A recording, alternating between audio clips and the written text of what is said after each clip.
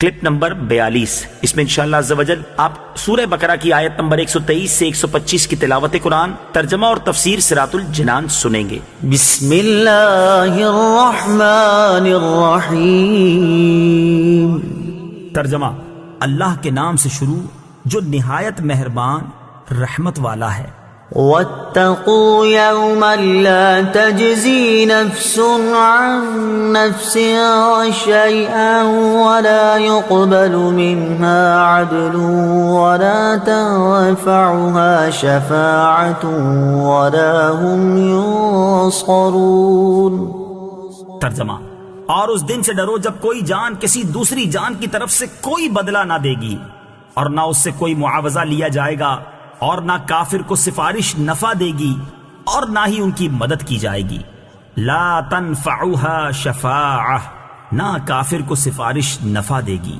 تفسیر صراط الجنان میں ہے، یہاں بنیادی طور پر ان یہودیوں کا رد ہے جو کہتے تھے ہمارے باپ دادا بڑے بزرگ تھے، وہ ہمیں شفاعت کر کے چھڑا لیں گے۔ انہیں فرمایا جا رہا ہے کہ شفاعت کافر کے لیے نہیں ہے، گویا یہاں کافر کا بیان ہے کہ کافر کی طرف سے کوئی بدلہ نہ بنے گا، اور نہ اس سے کوئی معاوضہ لے کر اسے چھوڑا جائے، اور نہ کوئی اس کی شفاعت کرے گا، اور بالفرض اگر کوئی کرے تو کافر کے حق میں شفاعت قبول نہیں کی جائے گی، اور نہ کافروں کی مدد کی جائے گی۔ کافروں کے مقابلے میں مسلمانوں کی شفاعت بھی ہوگی، جیسے قرآن میں 20 جگہ ہے، اور مسلمانوں کی مدد بھی ہوگی، جیسے بخاری اور مسلم کی حدیثوں میں ہے کہ نبی کریم صلی اللہ تعالی علیہ وآلہ وسلم قیامت میں جگہ جگہ اپنے امتیوں کی مدد فرمائیں گے۔ وَإِذِ ابْتَلَىٰ إِبْرَاهِيمَ رَبُّهُ بِكَلِمَاتٍ فَأَتَمَّهُنَّ قَالَ إِنِّي جَاعِلُكَ لِلنَّاسِ إِمَامًا قَالَ وَمِن ذُرِّيَّتِي قَالَ لَا يَنَالُ عَهْدِي الظَّالِمِينَ۔ ترجمہ: اور یاد کرو جب ابراہیم کو اس کے رب نے چند باتوں کے ذریعے آزمایا تو اس نے انہیں پورا کر دیا۔ اللہ نے فرمایا میں تمہیں لوگوں کا پیشوا بنانے والا ہوں۔ ابراہیم نے عرض کی اور میری اولاد میں سے بھی؟ فرمایا میرا عہد ظالموں کو نہیں پہنچتا۔ وَإِذِ ابْتَلَىٰ، اور جب آزمایا۔ تفسیر صراط الجنان میں ہے، یہود و نصارہ اور مشرکین عرب سب حضرت ابراہیم علیہ السلام کے فضل و شرف کے معترف اور آپ کی نسل میں ہونے پر فخر کرتے ہیں۔ اس آیت میں اللہ تعالیٰ نے آپ علیہ السلام کے وہ حالات بیان فرمائے ہیں جن سے سب پر اسلام کا قبول کرنا لازم ہو جاتا ہے، کیونکہ جو چیزیں اللہ تعالیٰ نے آپ علیہ السلام پر واجب کی وہ اسلام کی خصوصیات میں سے ہیں۔ ابتلا آزمائش کو کہتے ہیں۔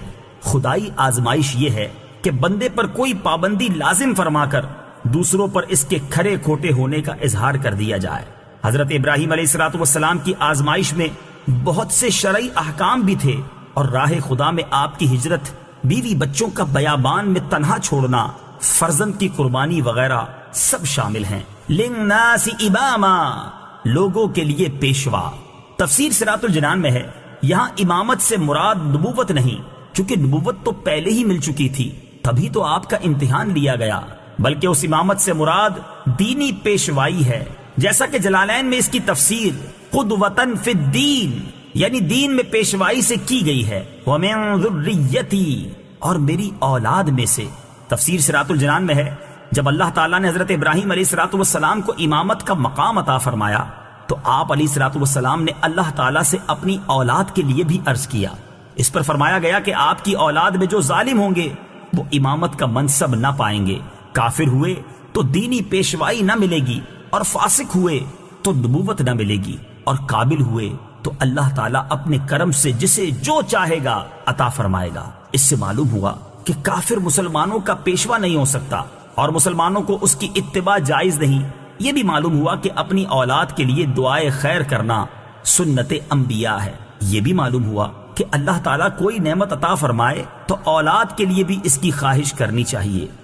وَإِذْ جَعَلْنَا الْبَيْتَ مَثَابَةً لِلنَّاسِ وَأَمْنًا وَاتَّخِذُوا مِن مَّقَامِ إِبْرَاهِيمَ مُصَلًّى وعهدنا إلى إبراهيم وإسماعيل أن طهرا بيتي للطائفين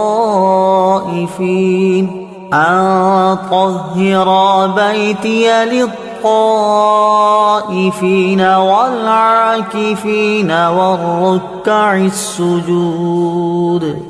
ترجمہ: اور یاد کرو جب ہم نے اس گھر کو لوگوں کے لیے مرجع اور امان بنایا، اور اے مسلمانوں تم ابراہیم کے کھڑے ہونے کی جگہ کو نماز کا مقام بناؤ. اور ہم نے ابراہیم و اسماعیل کو تاکید فرمائی کہ میرا گھر طواف کرنے والوں اور اعتکاف کرنے والوں اور رکوع و سجود کرنے والوں کے لیے خوب پاک صاف رکھو. وَإِذْ جَعَلْنَا الْبَيْتَ، اور جب ہم نے اس گھر کو بنایا. تفسیر صراط الجنان میں ہے بیت سے کعبہ شریف مراد ہے اور اس میں تمام حرم شریف داخل ہے. مثابہ سے مراد بار بار لوٹنے کی جگہ ہے. یہاں مسلمان بار بار لوٹ کر حج، عمرہ و زیارت کے لیے جاتے ہیں، اور جو نہ جا سکے وہ اس کی تمنا ضرور کرتے ہیں. اور امن بنانے سے یہ مراد ہے کہ حرم کعبہ میں قتل و غارت حرام ہے، یا یہ کہ وہاں شکار تک کو امن ہے. یہاں تک کہ حرم شریف میں شیر بھیڑیے بھی شکار کا پیچھا نہیں کرتے بلکہ چھوڑ کر لوٹ جاتے ہیں. ایک قول یہ ہے کہ مومن اس میں داخل ہو کر عذاب سے معمون ہو جاتا ہے. حرم کو حرم اس لیے کہا جاتا ہے کہ اس میں قتل، کلپ نمبر 42 شکار حرام و ممنوع اس میں انشاءاللہ زبدل سورہ بقرہ کی آیت نمبر 126 سے 128 تک کی تلاوت قرآن، ترجمہ اور تفسیر صراط الجنان آپ سماعت کریں گے. کلپ نمبر 43 کھڑے ہونے کی جگہ کو نماز کا مقام کلپ بناؤ. نمبر تفسیر 44 میں ہے اس میں انشاءاللہ زبدل قرآن پاک کی سورہ بقرہ کی آیت نمبر 129 سے لے کر 132 کی آپ تلاوت قرآن، ترجمہ قرآن اور تفسیر صراط الجنان قدم سنیں گے. مبارک کا نشان تھا، اسے نماز کا مقام پین بنانا چاہیے. مستحب ہے. ایک قول یہ بھی ہے کہ اس نماز سے طواف کے بعد پڑھی جانے والی 2 واجب رکعتیں مراد ہیں.